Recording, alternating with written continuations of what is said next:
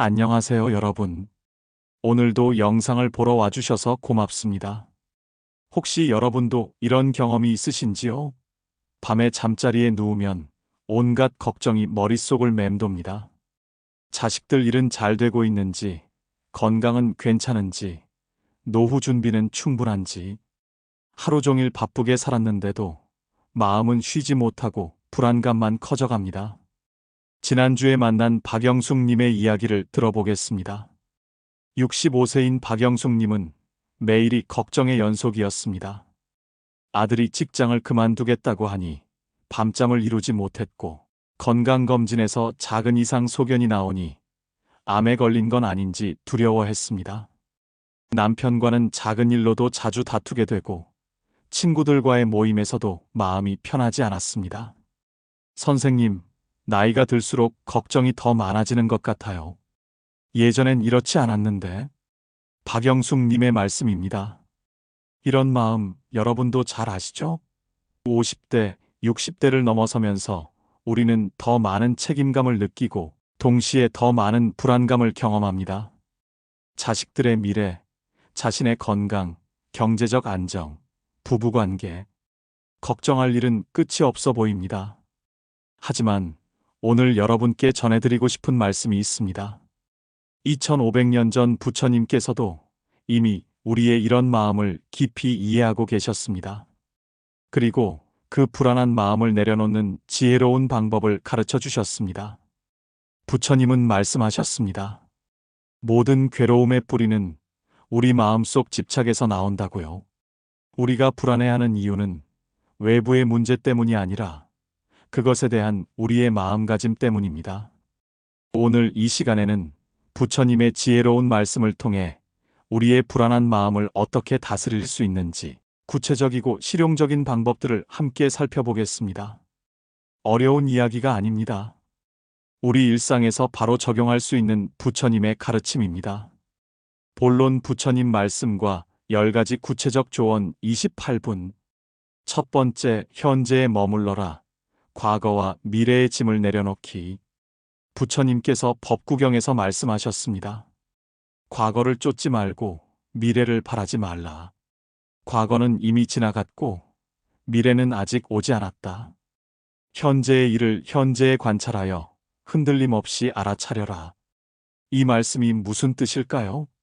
우리의 불안 대부분은 과거의 실수를 후회하거나 미래의 일을 걱정하면서 생깁니다. 72세인 김철수 어르신의 예를 들어보겠습니다. 김 어르신은 20년 전 사업 실패를 지금도 후회하며 동시에 10년 후 자신의 건강 상태를 걱정하느라 오늘 하루를 제대로 살지 못했습니다. 그러다가 부처님 말씀을 접하고 깨달았습니다. 내가 할 수 있는 것은 오직 지금뿐이구나. 실천 방법입니다. 걱정이 떠오를 때마다 지금 이 순간 내가 할 수 있는 일이 무엇인가? 를 물어보세요. 과거는 바꿀 수 없고 미래는 현재의 노력으로 만들어집니다. 두 번째, 집착을 놓아라. 모든 것은 변한다는 진리. 금강경에서 부처님은 모든 유의법은 꿈, 환상, 물거품, 그림자와 같다고 하셨습니다. 이 세상의 모든 것은 변합니다. 변하지 않으려 하니 괴로운 것입니다. 자식에 대한 걱정을 예로 들어보겠습니다. 59세 이순자님은 대학생 딸이 취업을 못하면 어쩌나 늘 걱정했습니다. 하지만 딸도 성장하고 변화하는 존재라는 것을 받아들이니 마음이 편해졌습니다. 내 딸도 자신의 길을 찾아갈 거야. 나는 믿고 기다리면 돼. 실천 방법입니다.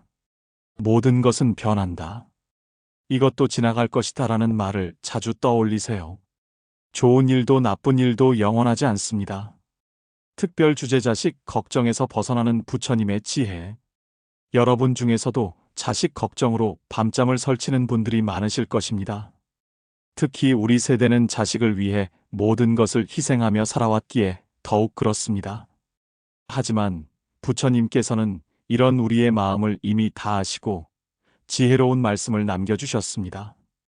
자식도 독립된 존재라는 깨달음. 부처님께서 말씀하셨습니다. 모든 중생은 각자의 업을 가지고 있다. 부모라 해도 자식의 업을 대신할 수는 없다. 이 말씀이 처음에는 차갑게 느껴질 수 있지만 사실 이것이야말로 진정한 사랑의 출발점입니다. 62세 김영희님의 이야기를 들어보겠습니다. 김님은 30대 아들이 이혼을 하겠다고 했을 때 밤낮으로 걱정했습니다. 내가 뭘 잘못했나, 어떻게 말려야 하나 하며 스스로를 괴롭혔습니다. 하지만 아들도 자신만의 인생을 살아가는 독립된 존재라는 것을 받아들이고 나니 오히려 아들과의 관계가 더 좋아졌습니다. 엄마, 저를 믿어주셔서 감사해요라고 아들이 말했을 때 김영희님은 진정한 모성애가 무엇인지 깨달았습니다. 과보호는 자식에게 독이 된다. 법구경에서 스스로 자신을 구원해야 한다. 남이 대신 구원해줄 수는 없다고 하셨습니다. 우리가 자식을 위한다며 모든 것을 해결해 주려 하면 오히려 자식의 성장을 방해하게 됩니다. 57세 박철수 씨는 대학생 아들의 과제까지 도와주려 했습니다. 아들이 힘들어하는 모습을 보기 싫어서였죠. 하지만 그럴수록 아들은 더 의존적이 되었고 스스로 문제를 해결하는 능력이 떨어졌습니다. 박 씨가 아들아, 이제는 내가 스스로 헤쳐나가야 할 때야라고 말했을 때 처음에는 아들이 서운해했지만 결국 더 단단한 사람으로 성장했습니다. 자식의 실패도 성장의 과정이다. 부처님께서 실패를 두려워하는 자는 진정한 성공을 얻을 수 없다고 하셨습니다. 우리는 자식이 실패하는 것을 견디기 힘들어합니다. 하지만 실패야말로 가장 값진 스승입니다. 64세 이정수님의 딸은 사업에 실패해 많은 빚을 졌습니다. 이님은 딸을 대신해 빚을 갚아주려 했지만 딸이 거부했습니다. 엄마, 제 실수는 제가 책임질게요. 2년 후 딸은 더 단단해져서 새로운 사업을 성공적으로 시작했습니다. 그때 딸의 실패를 제가 막았다면 딸은 진정한 성장을 하지 못했을 거예요. 라는 이정수님의 말씀입니다. 자식을 위한 진정한 기도법. 천수경에서 모든 중생이 고통에서 벗어나 행복하기를이라고 합니다. 우리가 자식을 위해 할 수 있는 가장 좋은 일은 자식의 행복을 빌어주는 것입니다. 성공이나 성취가 아니라 진정한 행복을 말입니다. 매일 아침 자식을 위해 이렇게 기도해 보세요. 우리 아이가 건강하고 행복하게 자신의 길을 걸어가기를, 실패해도 다시 일어설 수 있는 힘을 갖기를, 자신을 사랑하고 남도 사랑할 줄 아는 사람이 되기를. 이런 기도를 하다 보면 자식에 대한 불안한 마음이 따뜻한 사랑으로 바뀌는 것을 느낄 수 있습니다. 내 인생도 소중하다는 깨달음. 부처님께서 자신을 사랑하지 않는 자는 남도 제대로 사랑할 수 없다고 하셨습니다.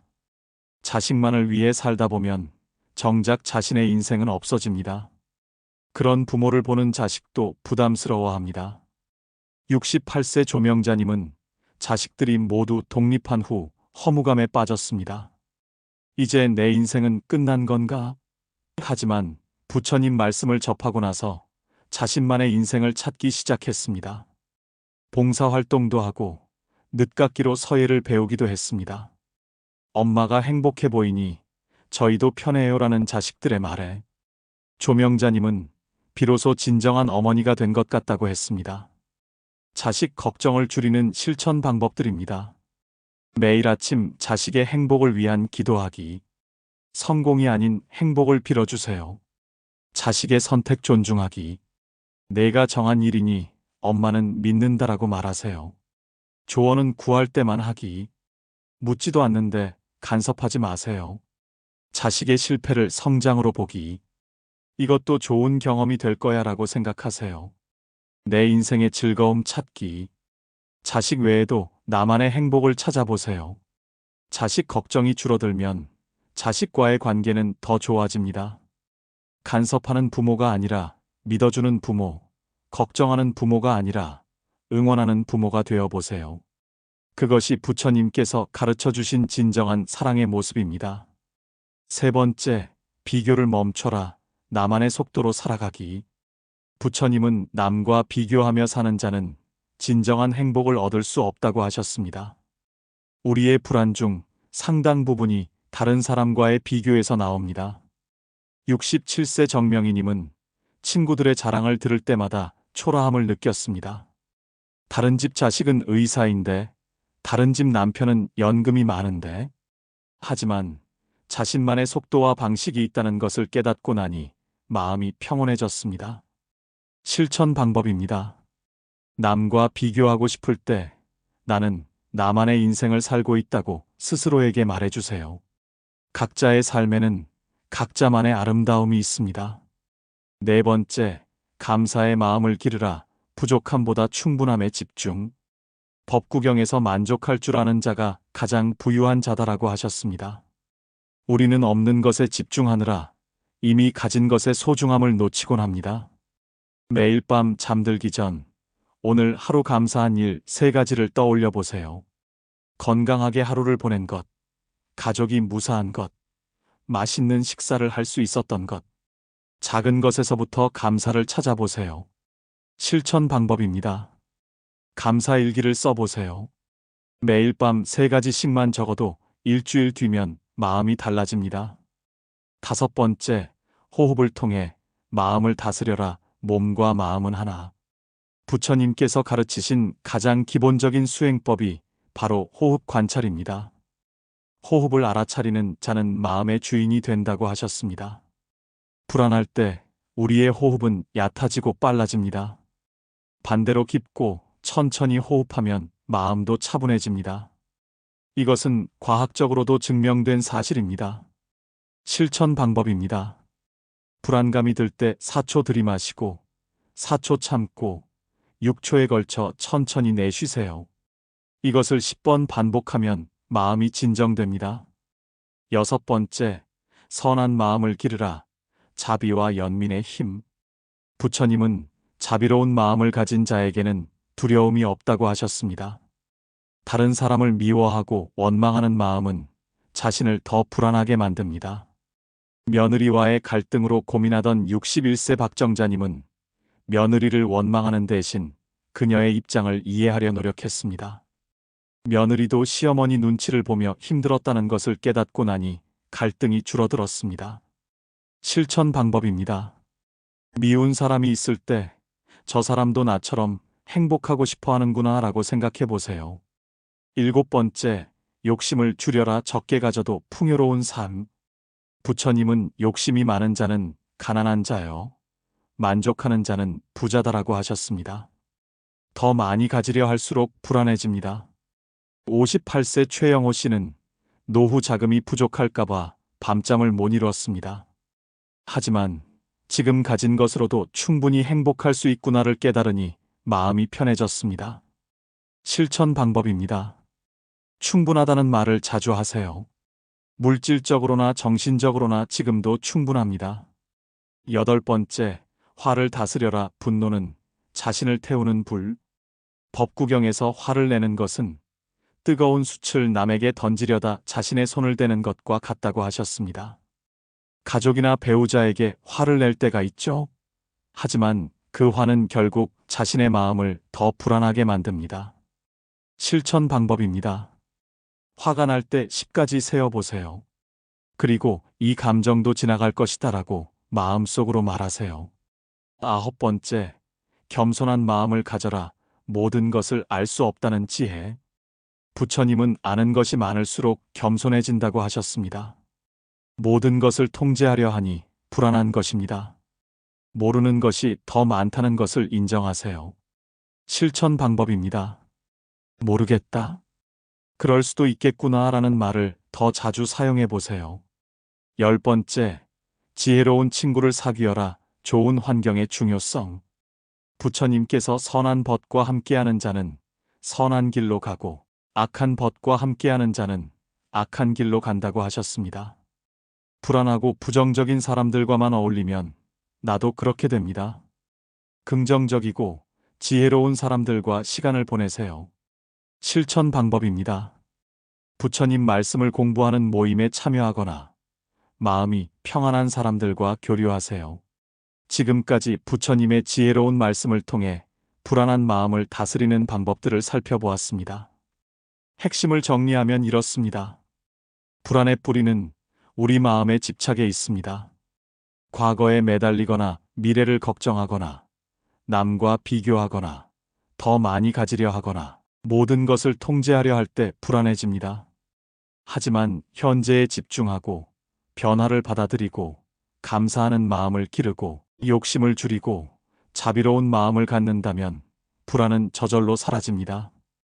앞서 말씀드린 박영숙님의 그 후 이야기를 들려드리겠습니다. 박영숙님은 매일 아침 10분씩 호흡 명상을 하고 감사일기를 쓰기 시작했습니다. 아들의 직장 문제도 아들도 자신만의 길이 있을 거야라며 받아들였습니다. 석 달 후 박영숙님의 얼굴에는 평온한 미소가 돌아왔습니다. 선생님, 같은 일상인데도 마음이 이렇게 편할 줄 몰랐어요. 여러분도 오늘부터 시작하세요. 거창한 것이 아닙니다. 하루에 10분씩 호흡을 관찰하고 감사한 일, 3가지를 떠올리고 모든 것은 변한다는 부처님 말씀을 기억하세요. 부처님께서 열반에 드시기 전 마지막으로 하신 말씀이 있습니다. 모든 것은 무상하다. 게으르지 말고 정진하라. 우리의 불안도 무상합니다. 영원하지 않습니다. 꾸준히 실천하면 반드시 마음의 평화를 되찾을 수 있습니다. 오늘 이 영상이 여러분의 마음에 작은 위로가 되었기를 바랍니다. 그리고 부처님의 지혜가 여러분의 일상에 평화와 행복을 가져다 주기를 진심으로 기원합니다. 불안한 마음을 내려놓고 지금 이 순간의 소중함을 느끼며 감사한 마음으로 하루하루를 살아가시기 바랍니다. 부처님의 자비와 지혜가 항상 여러분과 함께하길 기원합니다. 고맙습니다. 나무아미타불.